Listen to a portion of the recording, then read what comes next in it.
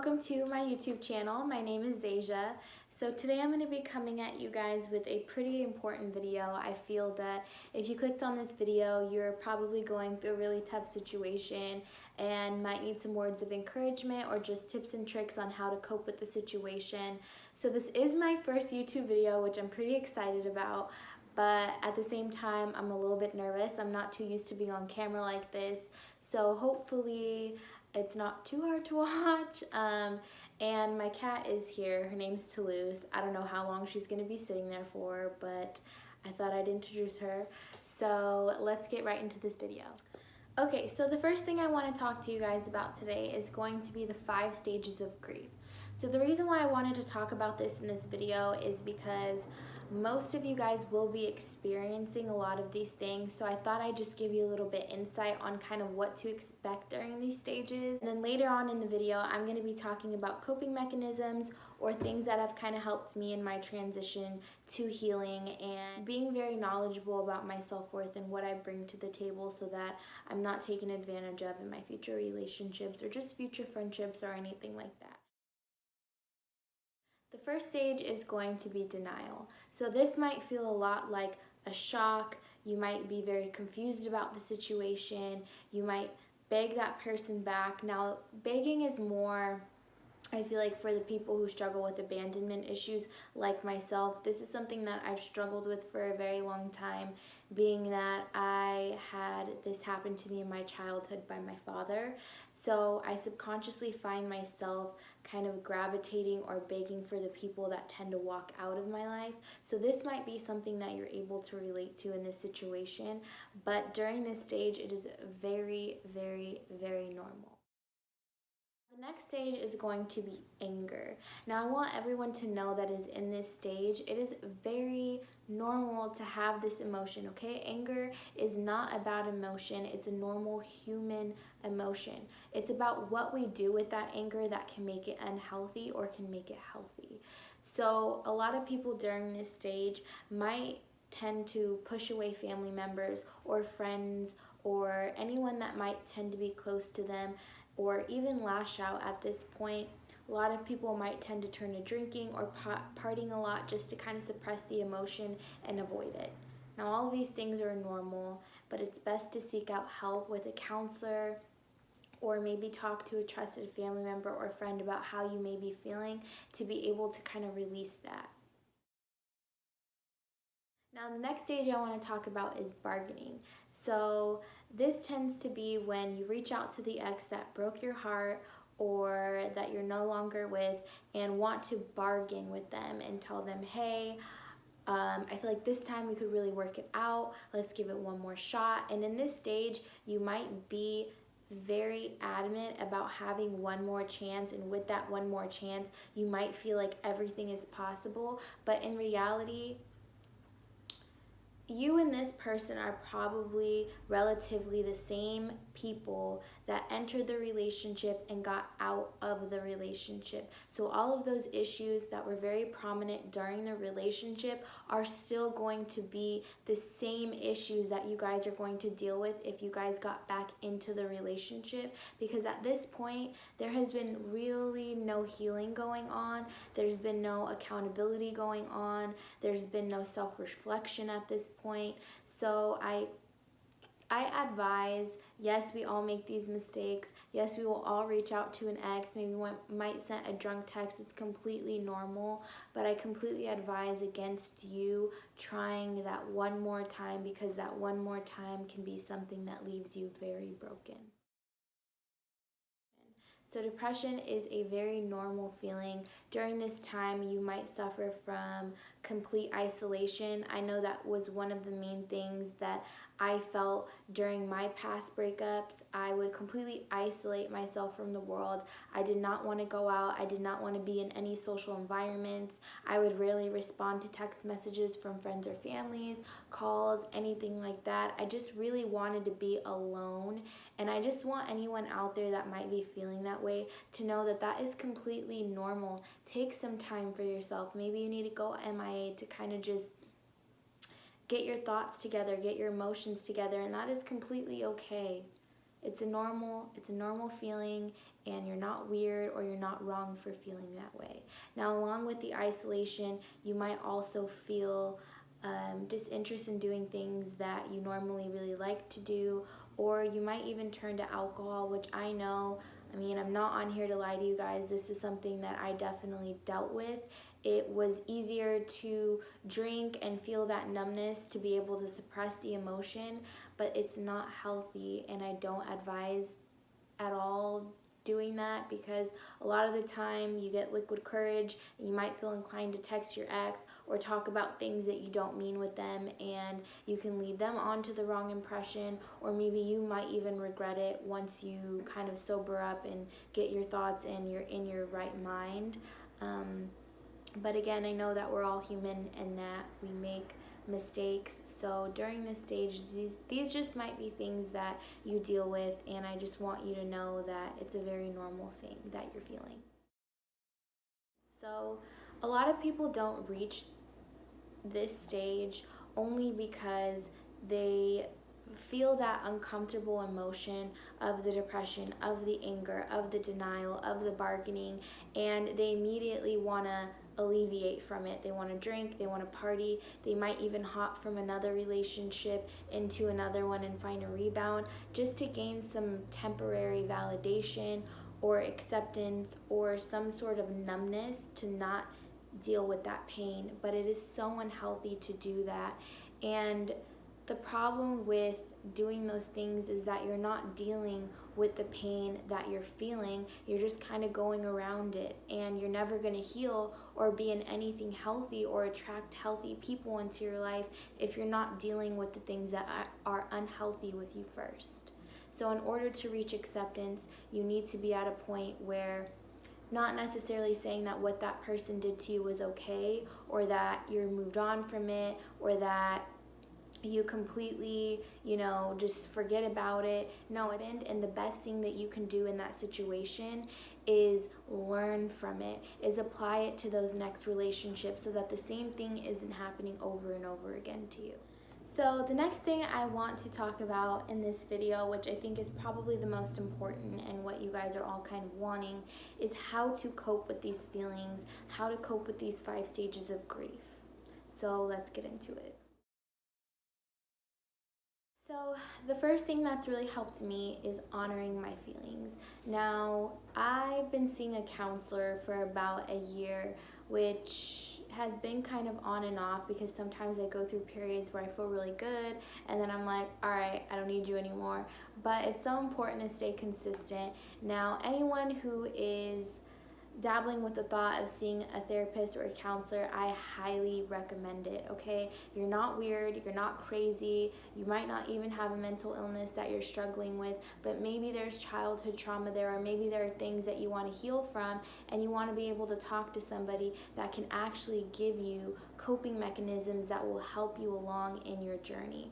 So I highly recommend it if you're thinking about it. It's something that has definitely helped me, and it's given me food for thought, and it's made me a lot more knowledgeable on understanding my emotions and what I'm feeling, and just getting to know myself a little bit more. So if you're considering the thought, I highly recommend it. So with that being said, honoring your feelings is one of the things that my therapist has taught me, which has helped me so much. So a lot of the times, like I was saying earlier, feelings will come up, okay? You can experience depression, you can experience feeling angry, upset, sad, crying. It can be a feeling of worthlessness. It can be so many things. There's so many emotions that people can feel during a rough period of time, or even just feeling rejected, and all of those things are normal. But the most important piece of advice that I can give you during these feelings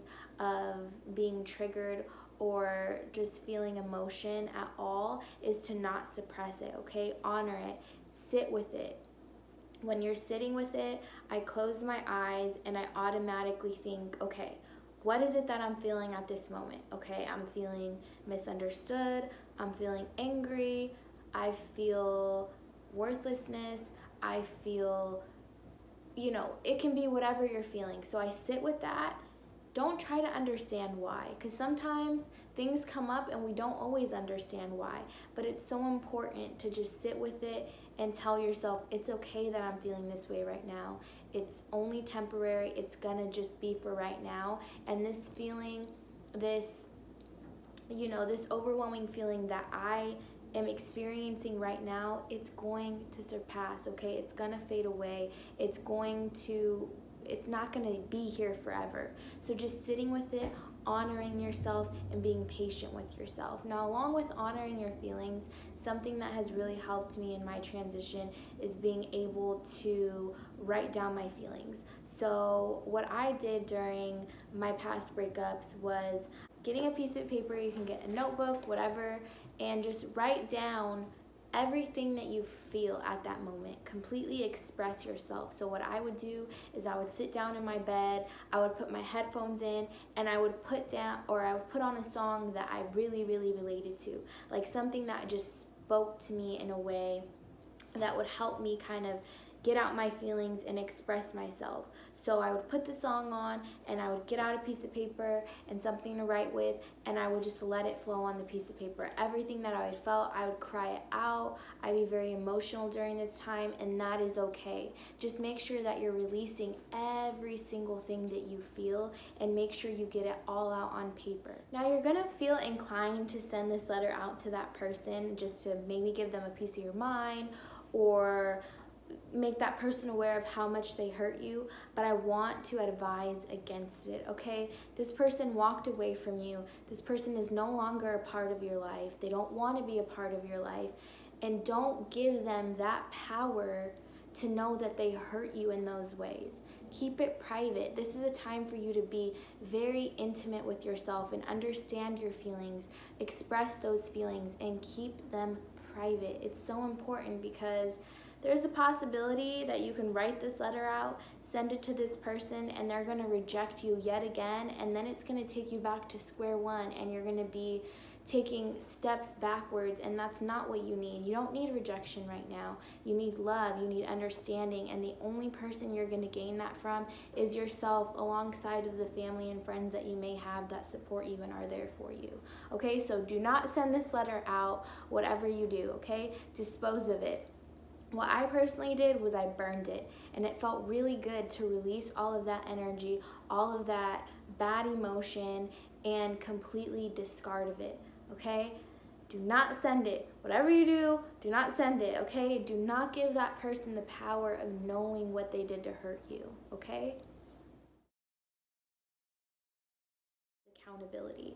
So accountability is very, very important with learning how to kind of get out of the routine that you might have been dealing with. Maybe you're just constantly getting in toxic relationship after toxic relationship, and it's so important to understand that whatever you allow will continue, okay? So whatever you're forgiving constantly over and over and over again, it's going to continue, okay? So being able to come to a point where you're holding yourself accountable for sticking around for people that are mistreating you. Alongside of that is also being accountable for the toxic traits that you might have contributed during that relationship. We all have things that we need to work on. We all make mistakes. We are not perfect beings. So understanding and being able to take time to self-reflect on the things that you might have contributed and added to the relationship that resulted in it not working out, so that you don't continue these unhealthy habits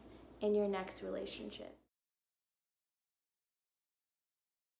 I've always been a person that's been very unkind to myself. I consistently judge myself, put myself down, and talk to myself in ways that I would never talk to a friend. So being aware of that and being able to make changes and talking to yourself better and talking to yourself like you would a friend and being more patient and gentle with yourself is going to be so important in your self-love journey. I promise you, it will get better, okay? You might feel very awkward at first to stand in front of a mirror and tell yourself, I'm beautiful, I'm this, I love my hair, I love my face, okay? All of those things are gonna feel very awkward at first. You might feel like it's stupid. I know I did. It's completely normal, okay? We all start somewhere, but it's important to realize those habits, okay? When you're in your head a lot and you're like, it's my fault, everything is my fault, I'm stupid, I can't do anything right, I'm ugly, I'm this, I'm that,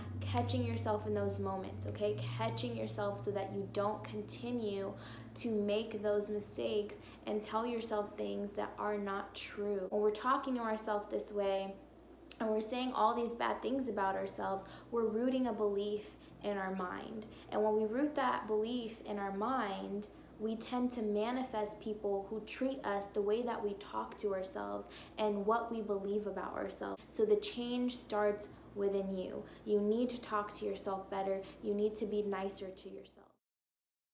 Now, this is by far one of the most important things that you will ever do in your self-love journey, okay? It's taking a stance for yourself and telling people, no, it's not okay to treat me like that. I'm worth more. And knowing that whatever you allow in your life is completely in your control. Setting these boundaries is going to help you weed out people in your life that are undeserving of your energy and do not need to be around you in any sense. You've already worked on self-talk. You've already held yourself accountable. You've already honored your feelings. So now the next step is applying all of those things and standing in that power, in that newfound power, and telling people, no, these are my boundaries.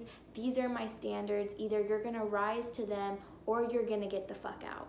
And that's really how blunt you need to be, because anybody in your life is going to treat you the way that you accept, and when you don't set these important boundaries, people will take advantage of you. You're gonna need to be patient and kind with yourself, okay? But then after that, you need to boss up and you need to tell these people, no, I'm not going to allow that kind of treatment. A woman of my caliber is not going to allow a man belittle me, mistreat me, abuse me, cheat on me, talk to me any which way. So if you're gonna do those things, then you need to exit, because the door is real close and there's gonna be somebody else who's gonna be willing to rise to what I'm asking for and be what I need. Don't argue with these people. Don't try to understand these people. Don't stick around. Don't try to justify it in your head. When you feel wronged by someone and you feel that you've been disrespected to the fullest extent, it's so important to honor that, okay, and move on, because all of the little red flags that people show you in the beginning, they only become bigger and they only become more prominent. From the gate, if you tell somebody, hey, I'm noticing this about you, I'm not really digging it, I need you to change that. I'm not comfortable with it, it's crossing a boundary, these are the standards that I have, and if they're not willing to change that for you, that person is literally telling you right then and there that they do not value you, and the best thing that you can do to honor your feelings and set those boundaries is exiting, because it's only going to result in hurt, it's only going to result in future problems that you do not need. People who are showing you patterns of disrespect, dishonesty, inconsistency, toxicity, all while you're giving them the best, are people that do not need to be allowed into your space, okay? Be protective with your energy. Love yourself. This is all about loving yourself. This is how you love yourself, by removing people out of your life that consistently show you that they don't care.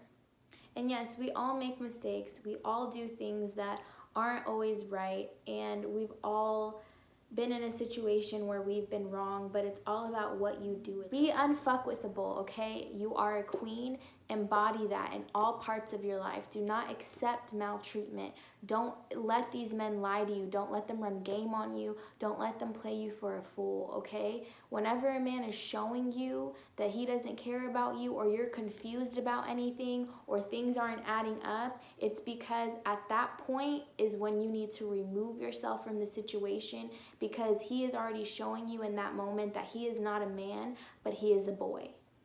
Okay, and we don't fuck with boys.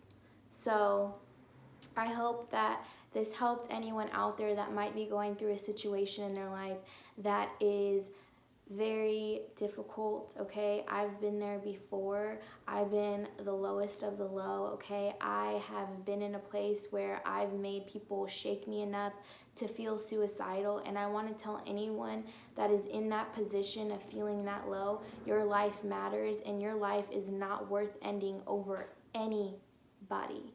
Okay, you were put on this earth for a purpose and you will be okay. Boss up, handle it. Listen to the things that I said in this video. Read books on self-help.